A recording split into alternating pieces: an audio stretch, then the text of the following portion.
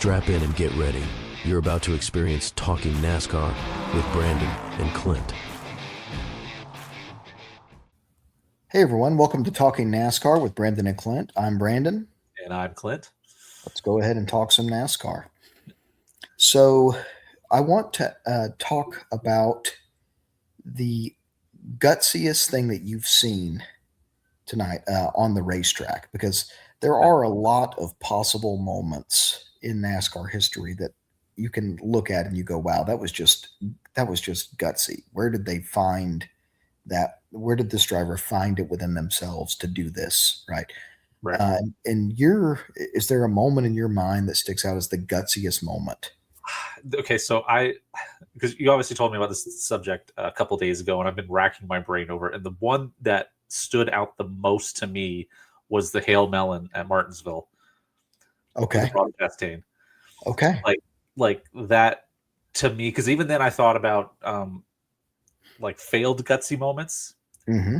And I thought about a couple other times where different drivers have tried to basically throw it up in the fence and wall ride somewhere, and it's not worked out. But in his case, it did. Mm-hmm. And to really just sit there and if I remember correctly, he said, "How many positions do I need?" or something like that, and they told him. Yep. And he just basically, for lack of a better term, let Jesus take the wheel and slammed into the wall and rode it around. Yeah. So to me, that probably, because that was a high risk. It was high risk, high reward, but it could have been high risk of failure, right? Definitely. So that was probably mine. Okay, that's fair. No, that's a good moment. It's much more recent than the one that I'm thinking of. The first one that I thought of, even when I posed the question, was 1996, the Watkins Glen race. Dale Earnhardt had broken his sternum and his clavicle and at Talladega a few weeks before. He started the race in Indianapolis. He got out of the car at the first caution flag and let Mike Skinner finish the race. They thought that would be the same thing that would happen at Watkins Glen. Well, he goes out there with a broken sternum, broken clavicle, and wins the pole. Mm-hmm. And then leads 54 laps, right? Yeah. Finishes the entire race and finishes in 6th place. The only reason I think the brakes, from what I read, the brakes had started to fade towards the end of the race, but he finishes 6th place, runs the entire race. And we're not just talking some random speedway. We're talking a road course where you are turning left, you're turning right, you're shifting, all the things that go into it. And for him, he was not known as a good road course racer by any stretch. Exactly. And so to me, there's layers to why it's such a gutsy moment, because if you're going to be, right away, I mean, he could have died, with a bad wreck, and Dr. Jerry Punch told him that, given this injury, if there's a wreck and if you're hit in this way and, a bone goes in this direction in your body, it's over. You're dead. Yeah. And to me, that is that's guts. I remember watching, footage of when he had to get out of the car in Indianapolis and how defeated he looked then, right? And he couldn't even be interviewed. He was just like, I can't. And because back then, and still probably to this day, but to have somebody else climb in your car was just the worst feeling, right? Yeah. So, and I'm sure that's still true today. I mean, today drivers are more, and not in a bad way. They err on the side of caution versus, especially with what they know about head injuries and stuff like that. They're much more likely to be like, hey, this isn't worth ruining my life over. So, and I get that. But there was definitely Rusty. Do you remember the flips Rusty had at Talladega one year? I do. I think it was 93. Sounds right. Yeah, and I think he broke his shoulder and then raced the next week or something. He was in a cast of some sort and raced the next week. Definitely moments like that. And that was probably a lot more common back then. The injuries were more common, and then driving with said injuries were more common. Sure. Because I think a lot of people were afraid that if I let this guy in my car and he does better, I'm out of ride.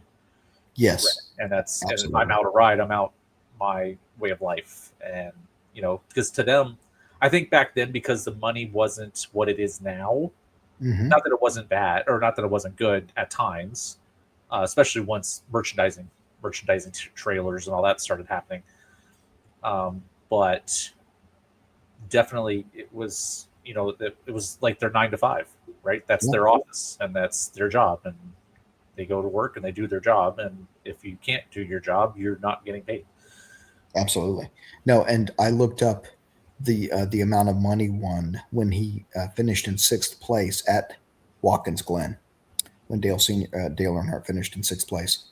I won't call him Dale Senior because he hated it when people would do that.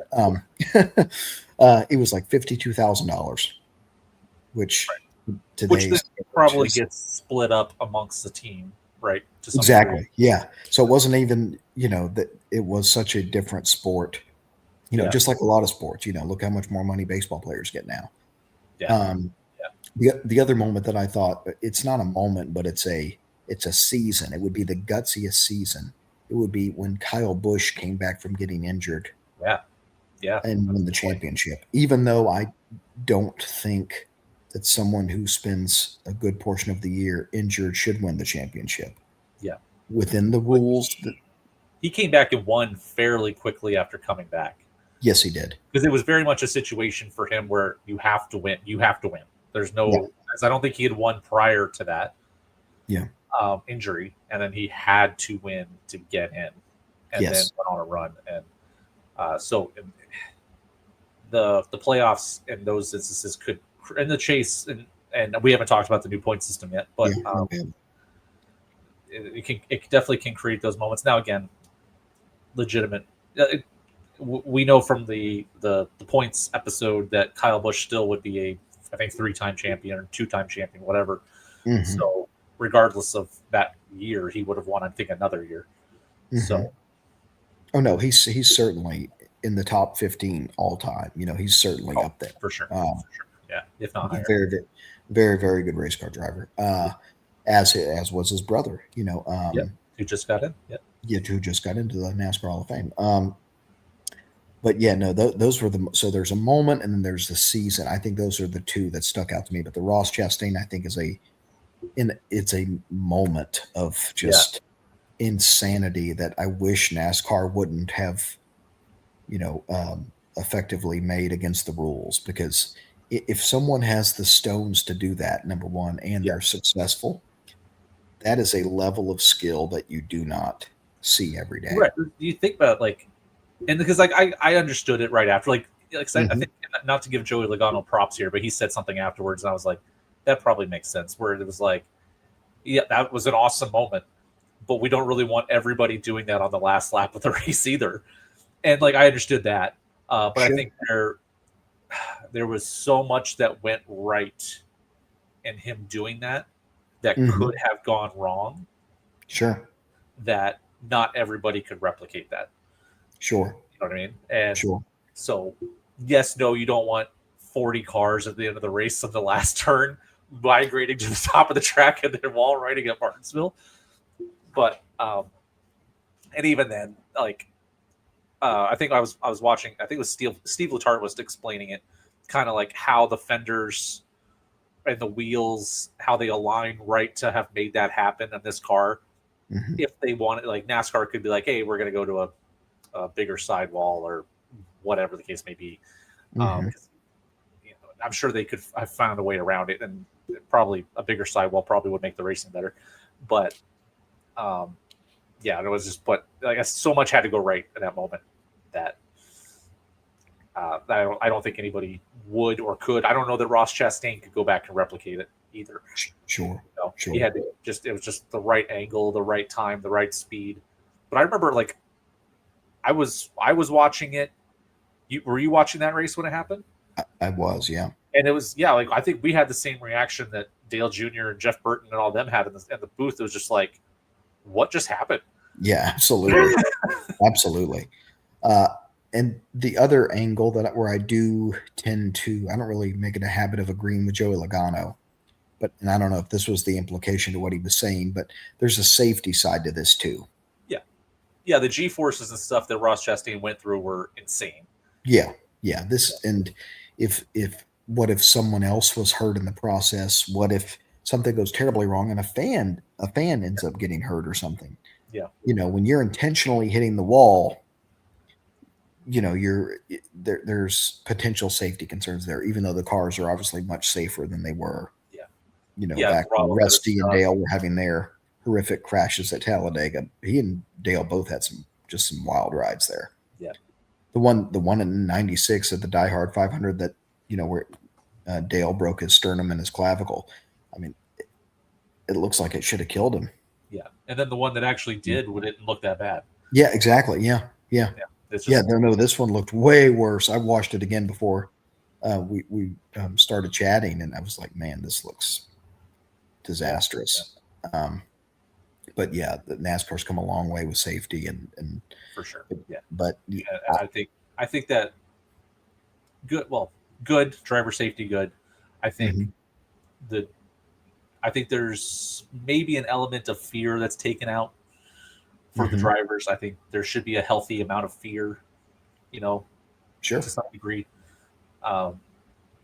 If you feel invincible, I do think they should make the bodies softer so that if you're just going to ram into people, there was an art form. Like we've talked about this. There was an art form to the bump and run. There was how you moved somebody because you didn't want to ruin your car in the process. You couldn't just go in and bonsai into somebody. You had to move them at the right moment. Sure. And that a little bit that's lost, but not to say good, bad, or indifferent, but it's just different. Definitely. Yeah, no, it's a very different sport now, but I do think it is nice to see that occasionally there is a moment that is very surprising. That I think multiple generations of fans could remember. I think the Ross Chastain moment is a very recent one. Yeah. Where were you when you saw that happen type of deal, right. Which is pretty cool that he's a watermelon farmer from Alva, Florida is in NASCAR history for such a moment. Well, that is what we have for this episode. Hope you guys enjoyed that. That was a lot of fun as always. Until next time, merge correctly when you're getting on the interstate. My God, hit the throttle. Hit the throttle. And as Ricky Van Shelton said, and I'm stealing this from Clint, keep it between the lines, people. Thank you. Thanks for listening to Talking NASCAR with Brandon and Clint. Be sure to like, subscribe, and share with your friends. Have a suggestion? Leave a comment down below. The boys would be happy to hear from you. Until next time, have a great week.